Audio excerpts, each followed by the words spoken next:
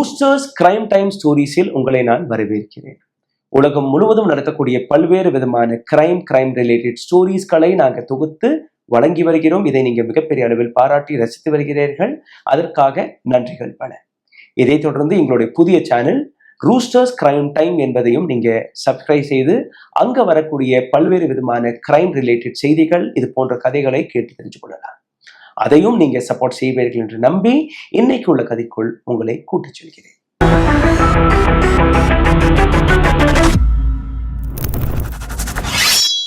எப்படி இன்டர்நெட் ஒரு பெண்ணுடைய 10 ஆண்டு காலத்தை அழித்தது, எப்படி இந்த கதையில் நம்பிக்கை சிதைந்தது, எப்படி இன்டர்நெட்டில் வளர்ந்த இந்த காதல் ஒரு போலியான காதல் மட்டுமல்ல, அந்த காதலில் இருக்கக்கூடிய பல்வேறு சுத்துக்கள், பல்வேறு மர்மங்களை நீங்க பார்க்க போறீர்கள். இந்த கதை இந்த காலகட்டத்தில் இருக்கக்கூடிய இளைஞர்கள் நிச்சயமாக கேட்க வேண்டும், பெற்றோர்கள் கேட்க வேண்டும். உங்களுக்கு கற்றுக்கொள்வதற்கு பல்வேறு விஷயங்கள் இருக்கிறது. இந்த கதையில் கொலை இல்லை, திருட்டு அல்ல. இந்த கதையில் பொய் மட்டும்தான் இருந்தது. இந்த கதையில் நம்பிக்கை துரோகம் இருந்தது. இந்த கதையில் காதல் தோல்வி இருக்கிறது. காதல் தோல்வி எந்த அளவில் இருக்கிறது என்று நீங்க இந்த கதையை முழுமையாக கேட்டீர்கள், உங்களுக்கு புரிய வரும். தலை சுத்தி வந்துவிடும்.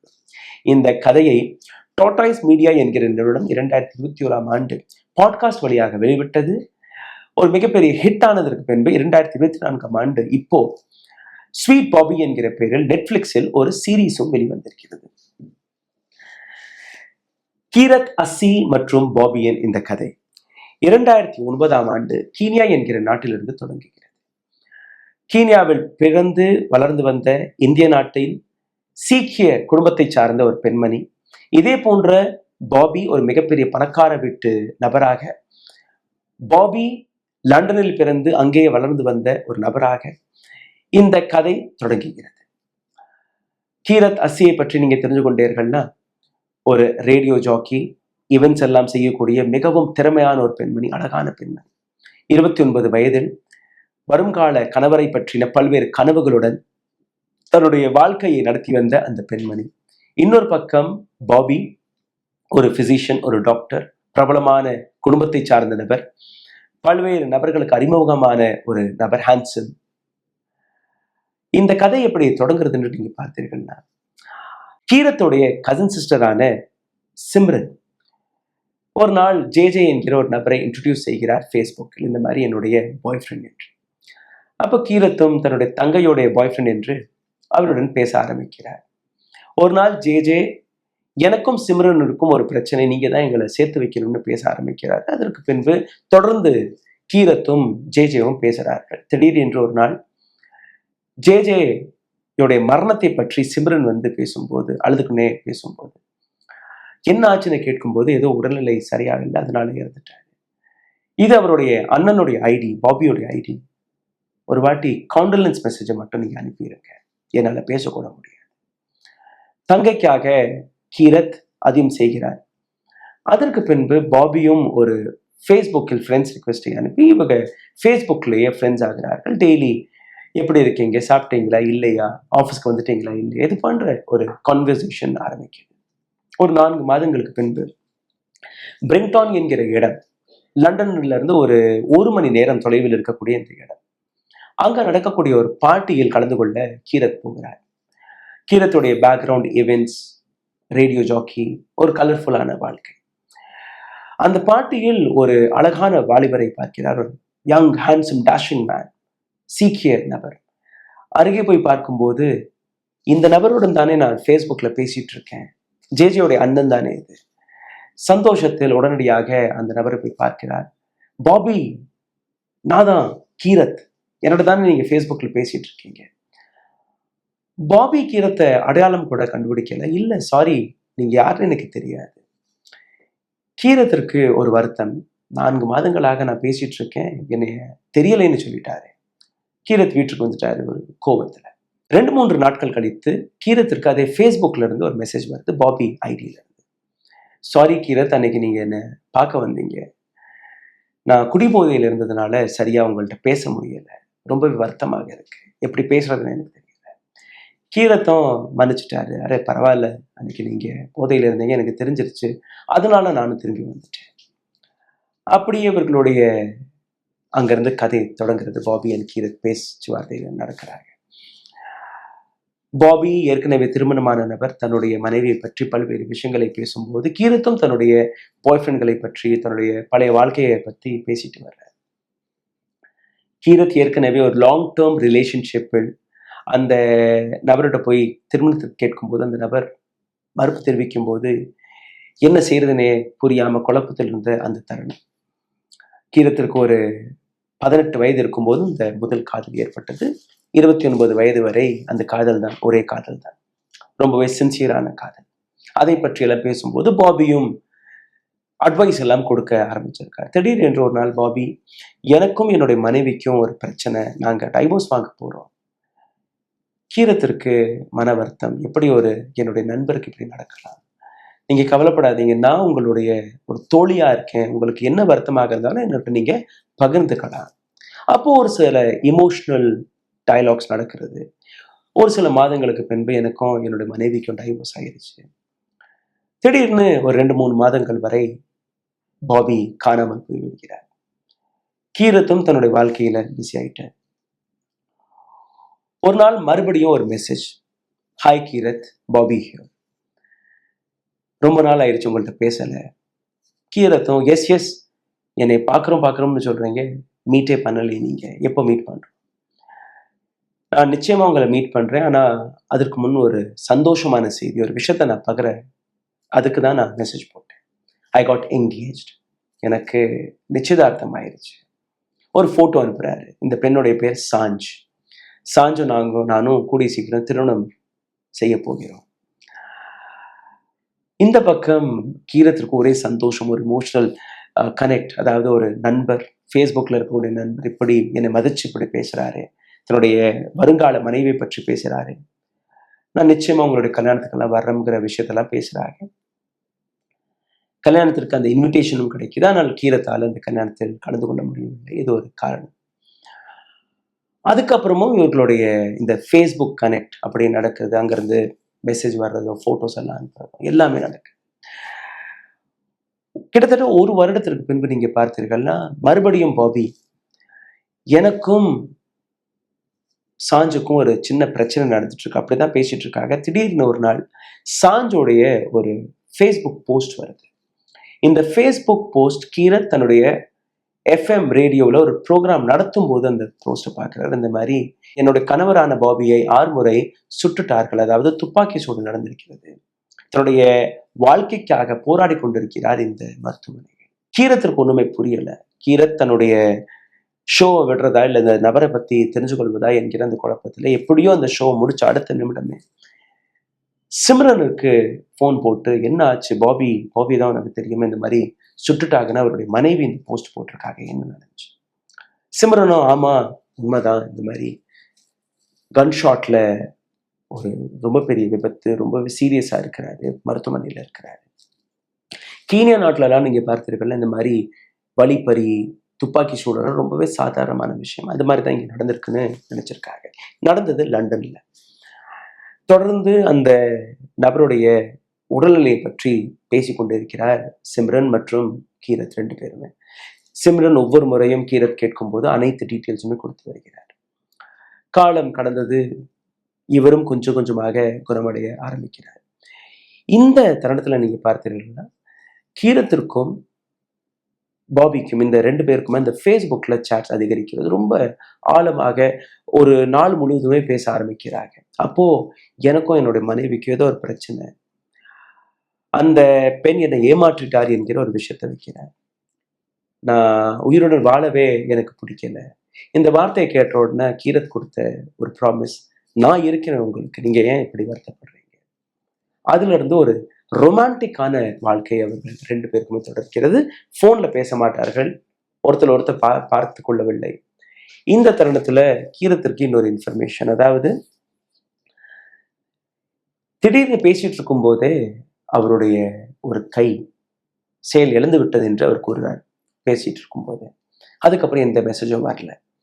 மெசேஜ் வராத பட்சத்தில் கீரத் அவருடைய இன்னொரு கசன்கிட்ட மெசேஜ் போட்டு, போன் போட்டு, என்ன ஆச்சு, இந்த மாதிரி மருத்துவமனையில் இருந்தாரு, எந்த விதமான இல்லை, அடுத்த ஒரு சில நிமிடத்தில் ஒரு ஃபோட்டோ ஃபேஸ்புக்கில் வருது. அந்த ஃபோட்டோ நீங்கள் பார்த்தீர்கள்னா 4 பேரும் அந்த வயர்ஸ் எல்லாம் வென்டிலேட்டரில் இருக்கும்படி, சிவியர் ஹார்ட் அட்டாக், உயிருக்கே போராடிட்டு இருக்காரு. இன்னும் எத்தனை மணி நேரம் உயிர் வாழ போறாருன்னு தெரியல. நீ கடைசியா ஏதோ ஒரு மெசேஜ் கொடுக்க முடிஞ்சா கொடுத்துருமா, அதையாவது கேட்டுட்டு அந்த நபர் போகட்டும். இமோஷனலான கீரத் பாபிக்காக ஒரு ரொம்பவே ஆழமான ஒரு மெசேஜ் அனுப்புறாரு. இந்த மாதிரி நீ இல்லாம என்னால வாழ முடியாது, இது நட்புன்னு நான் பார்த்தேன், ஆனால் நட்பு இல்லை, இது காதல். I am sorry, I don't want to lose you, please come back. ஒரு ஆடியோ நோட் அவருக்கு போயிருது. ஒரு சில நாட்கள் கழிந்து மீண்டும் அதுல இருந்து அவர் வெளியில வர்றார். வெளியில வரும்போது அவருடைய வோக்கல் கார்டு டேமேஜ் ஆயிடுச்சுன்னு சொல்றாங்க. இப்போ இந்த ஒட்டுமொத்த இடத்துல இன்னொரு விஷயம் நடக்குது. இவரை கீனியா நாட்டிலிருந்து இடம் மாற்றி லண்டனுக்கு மாற்றிட்டார்கள். முதல்ல என்ன சொன்னாங்கன்னா, லண்டன்ல தான் இந்த துப்பாக்கி சூடு நடந்தது கீனியாவில். கீனியாவில இருந்து அவரை லண்டனுக்கு மாற்றியிருக்கிறார்கள் ஒரு ப்ரொடெக்ஷனுக்காக. அதாவது ஒரு உயிருக்கு ஆபத்து இருக்கிறது, அதை தக்க வைப்பதற்காக இந்த இன்ஃபர்மேஷன் மிஸ்லீட் ஆகியிருக்கிறது. அதனால இவரை நாங்கள் லண்டன்ல ஒரு எவிடன்ஸை காப்பாற்றுவதற்காக நாங்கள் பாதுகாப்பில் வைத்திருக்கிறோம். அப்போ ஒவ்வொரு முறையும் கீரத் அவரை வீடியோ காலில் வர சொல்லும்போது, இல்லை ஃபோனில் பேச சொல்லும்போது, இல்லை என்னால் பேச முடியாது, என்னால் வீடியோ காலில் வர முடியாது, ஒரு ஸ்ட்ரிக்டான லா இங்கே இருக்கு, அதை நம்ம மதிச்சு தான் ஆகணும். அதை நம்பி கீரத்தும் தொடர்ந்து பேசிட்டு இருக்காரு. இப்போ கீரத் ஒரு இமோஷனல் சப்போர்ட்டாக மாற ஆரம்பிக்குது பாபி.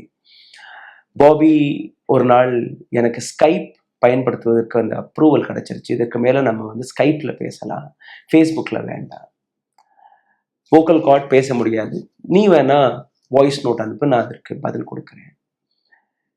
கீரத், நீங்கள் கவலைப்படாதீங்க, உங்களுடைய கடைசி வரை உங்களுடைய வாழ்க்கை துணைவியாக நான் இருப்பேங்கிற ஒரு விஷயத்த அந்த நபரும் பேசுகிறாரு, கீரத்தும் பேசுகிறாங்க. இரவு முழுவதும் அந்த ஸ்கைப்பில் 2 பேருமே இங்கேருந்து வாய்ஸ் நோட் மட்டும் போயிட்டுருக்கோம், அங்கேருந்து மெசேஜில் டைப் அடித்து வரும், சுவாச காற்று மட்டும் இவங்க கேட்டுட்டு இருப்பாங்க. காலையில் எந்திரிச்ச உடனே கீரத் அந்த ஃபோன் டிஸ்கனெக்ட் ஆகாமல் இருக்கும். காலையில் எந்திரிச்ச உடனே ஒரு செல்ஃபி எடுத்து பாபிக்கு அனுப்பிடுவாங்க. அதுக்கப்புறம் வேலைக்கு போய் திரும்பி வரும்போது மறுபடியும் அதே தொடர்கிறது. இப்போ கீரத்திற்கு ஒரு ஆசை, எப்படியாவது நான் பாபி ஒரு முறையாவது பார்க்கணும். கொஞ்சம் கொஞ்சமா அந்த ஸ்பீச் தெரப்பியினால பாபியோடைய அந்த போன வாய்ஸும் வெளியில வருது. ஆனா எப்படி ஒரு சாதாரணமான நபர் பேசுவார் அப்படி கிடையாது, ஒரு கீச்சு குரலா அந்த குரல் இருந்திருக்கிறது. யார் பேசுறதுன்னு யாருக்கும் புரியாது. கொஞ்சம் கொஞ்சமாக பேசவும் ஆரம்பிச்சிருக்காங்க.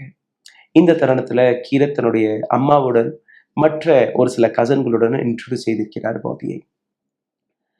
எல்லாருமே கீரத்துக்கு புரிய வைத்த ஒரு விஷயம், எப்படி ஒரு முடியாம இருக்கிறாரு, இவரை நீங்க பார்க்கவும் இல்லை, போட்டோவை மட்டும் நீ வச்சு பார்த்துட்டு பேசிட்டு இருக்க, டைப்பிங் அந்த சாட்டை மட்டும் வச்சு நீ நம்பிட்டு இருக்க, எப்படி இல்லை, ரொம்ப நல்ல மனிதர். அப்போ அந்த நபருடைய ஃபேமிலியை பற்றி விசாரிக்கும் போது, லண்டன்ல ஒரு பிரபலமான குடும்பத்தை சார்ந்த நபர், கீனியாவில் அவங்களுக்கு பிஸ்னஸ் இருக்கு, இதெல்லாம் தெரிய வருது. சரி, ஏதோ குழந்தை ஆசைப்பட்டுட்டாங்கிற விஷயத்தை வச்சு அவங்க அம்மாவும் ஒத்துக்கிறாரு. இப்போ அவங்க அம்மாவுடனும் இந்த பாபி பேச ஆரம்பிக்கிறார். என்ன பண்றீங்க, சமைச்சிட்டீங்களா, இல்லை இன்னைக்கு என்ன சமையல், அங்கிருந்து நான் கேரட் கேக் பேக் பண்றோம்னு ஒரு செய்தி வருது. எனக்கு கேரட் கேக்னா ரொம்ப பிடிக்கும், நான் கூடிய சீக்கிரம் உங்களை சந்திக்கிறேன். அப்பா கிட்ட பேசுறீங்களா, இல்லை அதாவது கீரத்துடைய அப்பா கிட்ட பேசுறீங்களா, இல்லை இப்ப வேண்டாம், அவர்கிட்ட நீங்க எதுவும் சொல்ல வேண்டாம், நான் நேரடியா இந்த மாதிரி உங்களுடைய பெண்ணை நான் காதலிக்கிறேங்கிற இந்த விஷயத்த எடுத்து வச்சு நான் திருமணத்திற்கு ஒரு ப்ரப்போஸ் பண்ண போகிறேன், அந்த விஷயத்த அவர் எடுத்து வைக்கிறாரு. அம்மாவுக்கு சந்தோஷம், கீரத்துக்கு சந்தோஷம், மற்ற நபர்களுக்கு சந்தோஷம். ஏதோ இப்போ கீரத்துடைய வயது 38. 2009ஆம் ஆண்டு 29 வயதில் தொடங்கிய இந்த கதை 38 வயது, கிட்டத்தட்ட 9 ஆண்டுகள் முடிந்து விட்டது. இந்த 9 ஆண்டுகளில் இது எல்லாமே நடக்குது. இப்போ திடீர்னு ஒரு நாள் பாபி சாஞ்ச் பிரெக்னென்ட் ஆயிருக்கா, ஒரு குண்டை தூக்கி போடுறாரு. எப்படி சாஞ்சோ, நீங்க தான் பிரிஞ்சு இருக்கிறீங்களே, இது எப்படி நடந்துச்சு? அப்படியே அழுதுட்டே கீரத் கேட்கும்போது, இல்லை ஒரு 8 மாதத்துக்கு முன்பு நாங்க பார்த்து பேசணும், இப்பதான் எனக்கு தெரிய வந்துச்சு சாஞ்ச் ஒரு 8 மாத கர்ப்பிணி, இன்னும் 1 மாதத்துல குழந்தை பிறக்கும். கீரத்துக்கு ஒண்ணுமே புரியல. அடுத்த ஒரு சில மாதத்துல நீங்க என்ன திருமணம் கட்டுறோம்னு சொல்றீங்க, இப்ப திடீர்னு சாஞ்ச் பிரெக்னெண்டா இருக்குன்னு சொன்னா என்ன அர்த்தம்? இதுக்கு மேல நீங்க என்னோட வாழக்கூடாது. நீங்க நேரடியா சாஞ்ச உடனே போய் வாழுங்க. நான் நான் வெளியில போறேன் உங்களோட வாழ்க்கையில.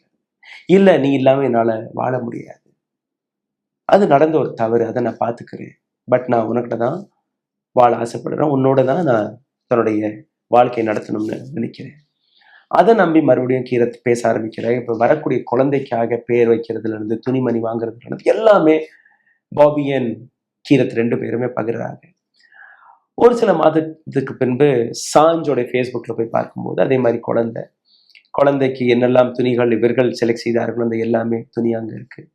பேரும் நீங்க பார்த்தீர்கள்னா அதே போன்ற பேரெல்லாம் வச்சிருக்காங்க. எல்லாமே நடக்கு. இப்போ எல்லாம் நீங்க சொன்னபடி குழந்தை பிறந்துருச்சு. எல்லாம் இப்ப எப்படி திருமணம் எப்ப நம்ம சந்திக்க போறோம்னு ஒரு முறை கூட சந்திக்கலையே. ஏதோ 10 வருஷத்துக்கு முன்னாடி நீங்க பார்த்தீங்க ஒரு ஈவென்ட்ல. அதுக்கப்புறம் நீங்க பார்க்கக்கூடாது. உங்களோட குரலை கூட நான் சரியா கேட்டதில்லை. உங்களுடைய வாழ்க்கை துணைவியாக நான் இருக்க ஆசைப்படுகிறேன். இப்ப ரொம்ப ப்ரெஷருக்கு அப்புறம் நான் இப்ப அந்த ப்ரொடெக்ஷன்ல இருந்து வெளியில வந்துட்டேன். நான் லண்டன் வர்றேன். லண்டன்ல இருக்கக்கூடிய ஒரு ரேடியோ ஸ்டேஷன்ல தான் கீரத் வேலை பார்த்துட்டு இருக்காங்க. நான் லண்டன் வர்றேன். வந்துட்டு நான் சந்திக்கிறேன். தன்னுடைய ஃப்ளைட் டீட்டெயில்ஸ் எல்லாம் கொடுக்குறாங்க. இந்த பெண்ணுக்கு தூக்கமும் வரல, ஒன்றும் வரல. 10 வருஷத்துக்கு அப்புறம் 9 வருஷத்துக்கு அப்புறம் தன்னுடைய ஆன்லைன் பாய் ஃப்ரெண்டை பார்க்க போறேன். அந்த ஃப்ளைட் ட்ராக்கிங் எல்லாம் நடக்குது. ஆனால் இங்கே ஒரு சிக்கல். அவர் வந்து அங்க லேண்ட் செய்யறதுக்கு முன்பே கீரத்துடைய பாட்டி இறந்தது. என்ன பண்றதுன்னே புரியல. இத்தனை வருஷத்துக்கு அப்புறம் பார்க்க போறோம், பார்க்க முடியல. கீரத் ரொம்பவே எமோஷனல். பாட்டியும் முக்கியம், இந்த நபரும் முக்கியம். இல்ல நான் உன்னை இன்னைக்கு நான் சந்திக்கிறதா இல்லாம இருந்தேன். ஒரு ஹோட்டல் பிடிச்சிருக்கேன். என்னுடைய ஹெல்த் ரொம்பவே மோசமா இருக்கு. நீ போய் அந்த ரிச்சுவல்ஸ் எல்லாம் முடிச்சுட்டு வா. 2-3 நாட்களுக்கு பின்பு நம்ம சந்திக்கலாம். இதுதான் என்னுடைய ஹோட்டல் அட்ரஸ். சரி. 2-3 நாட்களுக்கு பின்பு கீரத் மீண்டும் பாபியை தொடர்பு கொண்டு பேசும்போது, இன்னைக்கு வேண்டாம், நாளைக்கு மீட் பண்ணலாம். மறுபடி அதே ஒரே நகரத்துல ஒரே சிட்டியில இருக்கிறாங்க. 7-8-10 கிலோமீட்டர் தொலைவில் இருக்கிறாங்க. நான் சந்திக்க முடியும். இதே மாதிரி ஒரு 2 மாதங்கள் ஓடி போனது. 2 மாதங்களுக்கு பின்பு கூட பாபி கீரத்தை சந்திப்பதில் எந்த விதமான இன்ட்ரெஸ்டும் காட்டவில்லை. ஏதோ ஒரு சாக்கு போக்கு. இன்னைக்கு இது நடந்துருச்சு, இன்னைக்கு அது நடந்துருச்சு, இன்னைக்கு வேண்டாம், நாளைக்கு வேண்டாம். இப்போ கீரத் ஒரு முடிவு எடுக்கிறாரு. அந்த ஹோட்டலுக்கே போய் நான் நேரடியாகவே பார்த்துருக்கேன். ஹோட்டல் ரிசப்ஷன்ல போய் இந்த மாதிரி பாபின்னு ஒரு நபர் இங்கே தங்கியிருக்காரு, அவர் நான் பார்க்கணும். ரிசப்ஷனிஸ்ட் இல்லை, இங்க யாருமே பாபிங்கிற நபரே கிடையாது. யாரை தெரியும்? இல்லை, 2 மாசமா இங்கதான் இருக்கிறாரு. 2 மாசமா இவ்வளோ யாருமே கெஸ்ட் இங்க தங்கினது இல்லையே. 2 நாள் 3 நாள், அதிகபட்சம் 1 வாரத்துக்கு மேல யாருமே தங்கலமா இங்க? சாரி. கீரத்திற்கு ஏதோ ஒரு தவறு நடந்திருக்கு. இது அங்க பாபி கிட்ட இருந்து ஒரு ஃபோன் வருது. அப்பவே ஃபோன் வருது. பாபி நீ எங்க இருக்க? நான் ஹோட்டல்ல இருக்கிறேன், நீ கீழே வா, இப்ப இமீடியட்டா கீழே வா எனக்கு. அப்போ அங்கிருந்து ஏதோ சாக்கு போக்கு மறுபடி இல்லை, எனக்கு இன்னைக்கு பார்த்தே ஆகணும் அப்படிங்கிற ஒரு பிடிவாதத்துல இருக்கு. நான் தான் ஹோட்டல்கிட்ட சொல்லியிருக்கேன், இந்த மாதிரி யார் வந்தாலுமே என்னை பார்க்க விடக்கூடாது. இப்போ உடனடியா சிம்ரனுக்கு ஃபோன் பண்றா கீரத். இந்த மாதிரி நான் இங்க சந்திக்க வந்திருக்கேன். ஏதோ மறைக்கிறாப்புல பாபி. இத்தனை வருஷமா நானும் பேசிட்டு இருக்கேன். இப்போ ஒரே சிட்டியில நாங்க இருக்கிறோம். அங்கிருந்து சரி இரு, நான் கேட்டு சொல்றேன். கொஞ்ச நேரத்துல சிம்ரன் ஃபோன் பண்ணி, இல்லம்மா உண்மையிலேயே உடம்பு முடியல, டாக்டர் யாரையுமே பார்க்கக்கூடாதுன்னு சொல்லியிருக்காங்க, டிஸ்டர்ப் பண்ண, வீட்டுக்கு போ. அதை நம்பி இந்த பொண்ணு வீட்டுக்கு வந்துருச்சு. இந்த ஒட்டுமொத்த ப்ராசஸ்ல பல நபர்களை சந்திக்கிறார் சிம்ரன். அதாவது ஆன்லைன்ல பாபியோடைய சித்தப்பா பையன், பாபியோடைய மாமா பையன், பாபியோடைய தம்பி, பாபியோடைய அம்மா, பாபியோடைய அக்கா, பாபியோடைய அண்ணி, இப்படி இன்னொரு 60 பேர்கள், 60 நபர்களை ஏற்கனவே கீரத்திற்கு தெரியாம வந்த பாபியோடைய குடும்பத்தில இருந்து, இந்த பக்கத்துல இருந்து சிம்ரன் குடும்பத்தினர்கள், இவர்களும் பாபிக்கு அறிமுகமாகிறார். ஆன்லைன்ல, எல்லாருமே ஆன்லைன்ல. இப்ப மறுபடியும் ஒரு நாள் சந்திப்பதற்காக ஒரு நேரம் வந்திருக்கிறது. அன்னைக்கும் பாபி மறுத்துட்டார். சரி, இப்ப ஹோட்டல் விட்டு இன்னொரு தன்னுடைய வீட்டுக்கு ஷிஃப்ட் ஆயிட்டம்னு ஒரு கதையை சொல்றாரு பாபி. அந்த இடத்துக்கு போய் பாபியோட வீட்டை தேடுறாங்க கீரத். பாபி நீ எங்க இருக்க, ஃபோன் போட்டு பாபி நீ எங்க இருக்க, நீ எந்த இடத்துல இருக்கிறியோ அந்த இடத்துல தான் நான் இருக்கிறேன், அந்த தெருவுல தான் இருக்கிறேன். பாபி அங்க இருந்து என்னால உன்னை பார்க்க முடியுது, நீ எங்க நிக்கிறேன்னு எனக்கு தெரியும், நான் பார்த்துட்டு தான் இருக்கேன், ஆனா ஐ கான்ட் மீட் யூ, நான் உன்னை சந்திக்கிறதுக்கு எந்த விதமான விருப்பமும் எனக்கு கிடையாது. இன்னும் ஒரு சில நாட்கள் போகட்டும், நான் நிச்சயமா உன்னை சந்திக்கிறேன், இன்னைக்கு நான் என்னால சந்திக்க முடியாது. அப்படியே ஆக்ரோஷத்துல ஒண்ணுமே புரியாம கீரத் மறுபடியும் வீட்டுக்கு திரும்புறார். ஆனா இந்த முறை கீரத் எடுத்த முடிவு, என்ன நடந்தாலுமே இந்த நபரை நான் எப்படியாவது தேடி கண்டுபிடிச்சு பார்க்க போறேன். அப்ப அங்க இருக்கக்கூடிய ஒரு பிரைவேட் டிடெக்டிவை அவர் ஹையர் பண்றார். இந்த மாதிரி இந்த நபர், இதுதான் இந்த நபருடைய ஃபேஸ்புக் ஐடி, இந்த நபருடைய உண்மையான அட்ரஸ் எனக்கு வேணும். அடுத்த 24 மணி நேரத்தில் ஒரு இமெயில் வருது. இந்த இமெயில்ல இந்த நபருடைய அட்ரஸ் வருது. எந்த பிரிங்டானில் ஒரு 10 வருஷத்துக்கு முன்பு கீரத் இந்த நபரை பார்த்தாரோ, அந்த பாட்டியில் பார்த்தாரோ, அதே இடத்துல தான் இந்த நபர் வசிக்கிறார் என்கிற அந்த அட்ரஸ் வருது. அட்ரஸ் கிடைச்ச அடுத்த நிமிடமே வண்டி எடுத்துட்டு கீரத் அங்க போறார். அங்க போய் ஒரு வீடு, அந்த வீட்டுல பெல் அடிக்கும் போது கதவு திறக்குது. பாபி முன்னாடி நிற்கிறாப்புல. எதுவுமே தெரியாத மாதிரி, யாருமா நீ, என்ன வேணும்? Bobby, this is me, Keerat, your girlfriend. Sorry, நான் உன்னை பார்த்ததே இல்லையே. இது பேச்சுவார்த்தை நடந்துட்டு இருக்கும் போது மேல இருந்து பாபியோடைய மனைவி குழந்தை தூக்கிட்டு வர்றாங்க. சாஞ்ச், நீ சாஞ்ச் தானே? அப்போ மனைவி பத்தியும் இந்த பெண்ணுக்கு தெரிஞ்சிருக்கு. எப்படியோ இந்த நபர் பாபி மனைவிக்கு முன்பு என்ன அடையாளம் கண்டுபிடிச்சா, ஏதோ பிரச்சனை வரும்னு ஏதோ போய் பேசுறாப்புல. அப்படியே மனம் உடைஞ்சு கண்ணீர் விட்டுட்டு, நீ என்னுடைய வாழ்க்கையை அழிச்சிட்ட, 9 வருஷமா நான் உன்கிட்ட பழகிட்டு இருக்கேன், இந்த அளவுல நம்ம பேசியிருக்கோம், பழகியிருக்கோம், இந்த பாரு உன்னுடைய போட்டோ, உன்னுடைய மெசேஜஸ் எல்லாமே எடுத்து காட்டுறேன். பாபி கம்ப்ளீட்டாவே மறைக்கிறார். இல்ல, நான் நீ பார்த்ததே இல்லை. பட் இந்த இடத்துல இன்னொரு விஷயம் நடக்குது. எந்த வோக்கல் கார்டு போயிருச்சுங்கிற அந்த விஷயத்த அந்த நபர் பேசிட்டு இருந்தாரு. இப்போ பாபி நல்லாவே பேசுறாரு. அப்போ இதுவும் போய் தானே, நல்லா தானே நீ இருக்க, என்னோட பேசுறதுக்கு உனக்கு என்ன பிரச்சனை? அப்படியே மனம் உடைஞ்சு அடுத்த நிமிஷம் நீங்க பாத்தீங்கன்னா பாபி என் மனைவி, இதுக்கு மேல நீங்க பிரச்சனை பண்ணீங்கன்னா நாங்க போலீஸை கூப்பிடுவோம், இதுக்கு மேல எங்களுக்கு வழி இல்லை. இதை கேட்டு திரும்பி போறா கீரத். இப்ப இவங்க பயந்து உள்ள உட்காந்துருக்காங்க. யார் இந்த பெண்மணி? சைக்கோவா தெரியுது, குழந்தைய வேற வச்சிருக்கோம், ஏதோ பண்ணிட்டா என்ன நடக்கும்? உள்ள தாப்பால் எல்லாம் போட்டு அடுத்த நிமிஷம் மறுபடியும் காலிங். அதே கீரத் அங்க நிற்கிறேன். என்னமா வேணும் உனக்கு? இல்ல பாபி, உண்மையை மட்டும் ஒத்துக்க, என்னோட வாழ்க்கையை நீ அழிச்சிருக்க, எத்தனை வருஷமா நான் பேசிட்டு இருக்கேன், கல்யாணம் வர நீ ப்ராமிஸ் பண்ணியிருக்க. இல்லம்மா, இதுக்கு மேல உன்னோட பேசி பிரயோஜனம் இல்லை, நாங்க போலீஸ் கூப்பிடுறோம், இல்ல நீ இங்க இருந்து திரும்பி போயிடு. அப்படியே ஏமாற்றப்பட்ட கீரத் எப்படியோ வண்டியை விட்டுட்டு வீட்டுக்கு வந்துட்டார். ஒரு 3-4 நாட்கள் பின்பு சிம்ரன், அதாவது கீரத்துடைய அந்த இளம் வயதில் இருந்த பள்ளியில் இருந்த ஒரு பெண்மணி, இப்ப வேலைக்கெல்லாம் போய் ஒரு மிகப்பெரிய அளவில் உத்தியோகம் எல்லாம் பார்த்துட்டு இருக்கா. சிம்ரன் ஃபோன் பண்ற, இந்த மாதிரி பாபியோடைய குடும்பத்தை நான் சந்திச்சேன், இந்த மாதிரி ஒன்னு நீ போய் அவங்க வீட்டுல எல்லாம் சந்திச்சபடி ஒரு தகவல் வந்திருக்கு, அவங்க உன் மேல கேஸ் ஃபைல் பண்ண முடிவெடுத்திருக்காங்க. இப்ப கீரத்துக்கு ஒண்ணுமே புரியல. கீரத், நான் என்ன தப்பு பண்ணேன்? ஃபேஸ்புக்ல ஒரு நபர்கிட்ட பேசினேன், அந்த நபர் என்னோட பல கனவுகள் எல்லாம் காட்டினாரு, எத்தனையோ ப்ராமிசஸ் எல்லாம் பண்ணியிருக்காரு, இன்னைக்கு என் மேலேயே கேஸ் போடுறோம், நான் அந்த கேஸை போடுறேன், நீங்க என்ன போடுறீங்க? இப்போ சிம்ரன், இல்ல இல்ல நீ கேஸ் எல்லாம் போட வேண்டாம், நான் பேசி சமாளிச்சுக்கிறேன் இந்த விஷயத்தை, நீ எதுவுமே பேசாத. சிம்ரன் அதெல்லாம் வேண்டாம் அப்படின்னு சொன்னதுக்கு அப்புறம் கீரத் இப்போ, இல்லம்மா என்னுடைய வாழ்க்கையை நான் தொலைச்சிருக்கேன் அப்படின்னு சொல்லும்போது, சரி இரு கொஞ்ச நேரம் நான் பேசுறேன் அப்படின்னு இருக்காரு. 1 மணி நேரம் 2 மணி நேரம் கழிச்சு சிம்ரன் மறுபடியும் ஃபோன் பண்ணி, நான் உனக்கிட்ட ஒரு உண்மையை சொல்லணும்னு ஆசைப்படுறேன், கோபப்படாத. சரி என்ன? நீ சந்திச்ச பாபி உண்மையான பாபி, நீ பேசின பாபி ஒரு போலியான பாபி, என்ன பேசுற? எனக்கு ஒண்ணுமே புரியலையே. இல்லம்மா, அந்த பாபியை நீ மறந்துரு, எங்க இருக்கா அந்த பாபி? நான் பேசிட்டு இருக்க கூடிய நபர் எங்க? நான் பார்க்கணும்.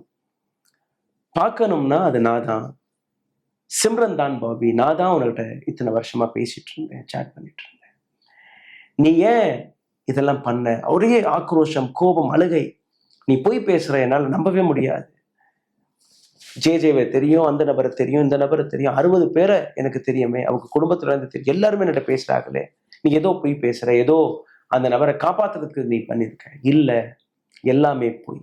பாபியோட ப்ரொஃபைல் போய், சாஞ்ச் பாபியோட மனைவியோட ப்ரொஃபைல் போய், ஜேஜேயோட ப்ரொஃபைல் போய், அந்த 60 குடும்பத்தினர்களுடைய ப்ரொஃபைல் போய், அனைத்துமே போய். ஏன்? யார் இது பண்ணதுன்னா நான் தான் பண்ணேன். மனமுடைந்து போன கீரத் இப்ப சிம்ரத்துக்கு எதிராக வழக்கை போடுவதற்கு போலீஸ் ஸ்டேஷனுக்கு போறேன். போறதுக்கு முன்னாடி எவிடன்ஸ் வேணுமே. இத்தனை வருஷமா என்னெல்லாம் பேசியிருக்காங்க, 9 வருஷம் 10 வருஷம் சாட்ஸ் ஃபேஸ்புக்ல. டப்புன்னு கம்ப்யூட்டர் ஓபன் பண்ணி ஸ்கிரீன்ஷாட் எடுக்க ஆரம்பிக்கிறாங்க. இந்த பக்கம் கீரத் ஸ்கிரீன்ஷாட் எடுக்கும்போது, அந்த ரெக்கார்ட் எல்லாம் சேகரிக்கும் போது, இன்னொரு பக்கம் நீங்க பாத்தீங்கன்னா யாருக்கிட்ட எல்லாம் பேசிட்டு இருந்தாங்களோ ஒவ்வொரு ப்ரொஃபைலா டிலீட் ஆக ஆரம்பிக்குது. பாபியோடைய ப்ரொஃபைல், சாஞ்சோடைய ப்ரொஃபைல், மற்ற நபர்களுடைய ப்ரொஃபைல், சிம்ரன் ஒவ்வொரு ப்ரொஃபைலையும் டிலீட் செய்ய ஆரம்பிக்கிறார். போலீஸ் ஸ்டேஷன் இந்த வழக்கு போகும்போது போலீஸ்காரர்களால் ஒண்ணுமே பண்ண முடியவில்லை. எல்லாமே எவிடன்ஸ் டிலீட் ஆயிடுச்சு. ஆனால் கீரத் இதை விடுவதாக, கீரத்திற்கு சப்போர்ட்டாக அங்க இருக்கக்கூடிய பாபி அண்ட் சாஞ்சு முன் வருகிறார்கள், இன்வெஸ்டிகேஷனுக்கு வர்றாங்க. ஏன், எப்படி எங்களுடைய ஐடென்டிட்டியை இவர்கள் இப்படி மிஸ்யூஸ் பண்ணார்கள் என்ற ஒரு கேள்வி. இன்னொரு பக்கம் ஏன் இந்த பொண் இப்படி பண்ணுச்சுங்கிற ஒரு கேள்வி. காலப்போக்கில் 2020ஆம் ஆண்டு கீரத்திற்கு ஒரு வெற்றி கிடைக்கிறது. சிம்ரனுக்கு எந்த விதமான லீகல் சிறை தண்டனை கிடைக்கவில்லை என்றால் கூட ஒரு மிகப்பெரிய பணம் அவருடைய லீகல் பேட்டிலுக்காக கொடுக்கும்படி அங்கு தீர்ப்பு வந்தது. அந்த பணத்தையும் செட்டில் பண்ணுகிறார். இன்னைக்கு சிம்ரன் எங்க இருக்கிறார், ஏன் இப்படி செய்தார் என்கிற அந்த விளக்கம் வெளிவந்திருக்கிறது. சிம்ரன் ஒரு மிகப்பெரிய பிரிட்டன் பேங்கில் வைஸ் பிரசிடென்ட் பதவி வரை போனதற்கு பின்பு 2021ஆம் ஆண்டு இந்த ஆடியோ ரிலீஸ் ஆனதுக்கு அப்புறம் கம்பெனியிலிருந்து அந்த அழுத்தம் காரணமாக ரெசிக்னேஷன் கொடுக்கிறாரு. அப்போ அவருக்கு என்கேஜ்மெண்ட்லாம் நடந்ததாக ஒரு தகவல்.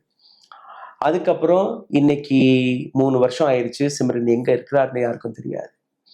ஒரு மறைவான வாழ்க்கையை வாழ்ந்து வருகிறார் சிம்ரன். ஆனால் இந்த கதையை கொண்டு வந்த அந்த கம்பெனி நிறுவனம் டாட்டாய்ஸ் மீடியா மீது ஒரு வழக்கை போட்டு, இந்த மாதிரி எங்களுடைய குடும்ப பிரச்சனையை நீங்க உலகத்திற்கு போட்டு காட்டிட்டீங்க. நான் இது மாதிரி செஞ்ச காலகட்டம், நான் பள்ளியில் இருந்த காலகட்டம். அப்போ எங்களுடைய குடும்பத்திற்கும் இவருடைய குடும்பத்திற்கும் ஏதோ ஒரு பிரச்சனை, ரெவெஞ்ச் எடுப்பதற்காக நான் இந்த மாதிரி ஒரு விளையாட்டுத்தனமா நான் செஞ்சுட்டேன். காலப்போக்கில் எங்களுடைய குடும்பம் ஒன்றாகிருச்சு, அந்த பிரச்சனை முடிஞ்சிருச்சு. ஒரு பாப் கல்ச்சரில் நடக்கக்கூடிய கேட் ஃபிஷிங் என்கிற இந்த விஷயம், அதை நான் கேட்டேன். அதே மாதிரி அதை இங்க நான் பண்ணிட்டேன். சிம்ரன் செய்த இந்த ஒரு வேடிக்கையான விஷயம் ஒரு பெண்ணுடைய 10 ஆண்டுகளை எப்படி அழித்திருக்கிறது. இன்னைக்கு கீரத் அதே மாதிரி ஈவென்ட்ஸ்களை பார்த்து வருகிறார். தன்னுடைய வாழ்க்கையில் மீண்டும் திரும்பிட்டார். தொடர்ந்து கேட் ஃபிஷிங்கை பற்றின ஒரு அவேர்னஸ் எங்க போனாலும் எடுத்து வைக்கக்கூடிய விஷயத்தை இன்னைக்கு கீரத் பார்த்து வருகிறார். கீரத்துடைய ஒரே நோக்கம், இன்டர்நெட்ல நடக்கக்கூடியது போன்ற ஃப்ராட்கள், அதற்கு எதிராக ஒரு ஸ்ட்ராங்கான சட்டம் இருக்க வேண்டும், உலகம் முழுவதும் இருக்க வேண்டும். இதை தாண்டி சிம்ரன் என்கிட்ட மன்னிப்பை கேட்கணும். தான் செய்த தவறை ஒத்துக்கினாலே போதும், எனக்கு அதற்கு மேலே எதுவுமே தேவையில்லை. ஆனால் இன்னைக்கு சிம்ரன் எங்க இருக்கிறார்னே யாருக்கும் தெரியாது. இன்னைக்கு நெட்ஃபிளிக்ஸ் வழியாக, பாட்காஸ்ட் வழியாக, எங்கள் போன்ற இந்த கதைகள் வழியாக உலகம் முழுவதும் இந்த கதை போய்கொண்டிருக்கிறது. நிச்சயமாக இந்த கதையை நீங்க கேட்டிருப்பீர்கள்.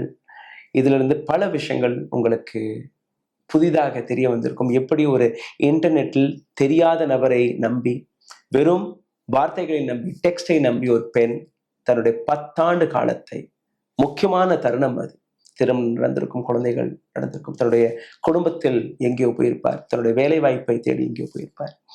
ஆனால் அனைத்தும் இழந்து இன்னைக்கு வயது 44. இன்னைக்கு வயது 44. இத்தனை ஆண்டுகளாக ஒரு கனவு, அந்த கனவும் போய்விட்டது, தன்னுடைய வாழ்க்கையும் போய்விட்டது. சிந்தித்து பாருங்கள். இந்த கதையை பகிருங்கள். இந்த கதையை பகிர்ந்ததால் பல நபர்களுக்கு இது போன்ற ஒரு ஒரு அவேர்னஸ் கிடைக்கும். இன்டர்நெட்டில் நீங்க பார்க்கக்கூடிய விஷயம், கேட்கக்கூடிய விஷயம் அனைத்துமே உண்மை இல்லை என்பதை அவர்களும் உணர்வார்கள். முக்கியமாக இளைஞர்கள் இது போன்ற லாங் டிஸ்டன்ஸ் ரிலேஷன்ஷிப், ஃபேக் ரிலேஷன்ஷிப்ல இருந்து தப்புவார்கள். நன்றி, வணக்கம். ஊடகம் கார்ப்பரேட் அரசியல்வாதிகளின் கைப்பாவையாக, அடிமைகளாக இருந்தது போதும். இனி சாட்டை எடுத்து சுழற்றும் நேரம் வந்துவிட்டது. ஊடகம் பொதுமக்களாகிய உங்களுக்காக, உங்களாலேயே இயக்கப்பட வேண்டும். ஊடக சுதந்திரத்திற்காக உங்களின் பங்களிப்பை இன்றே அளித்திடுங்கள்.